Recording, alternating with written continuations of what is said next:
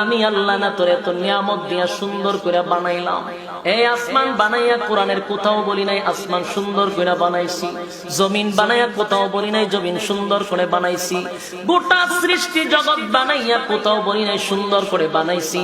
কিন্তু মানুষ রে, তুই 3.5 হাত তোরে বানাইয়া কোরআনে একটা নয় দুইটা নয় 4টা কসম করে বলছি তোরে সুন্দর করে বানাইছি।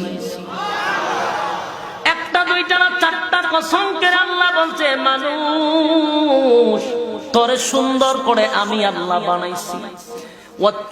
তিন ফলের কসম, জাইতুন ফলের কসম, তুরে সিনিনা সিনাই পর্বতের কসম, হাযাল বালাদিল আমিন পবিত্র মক্কা নগরীর কসম।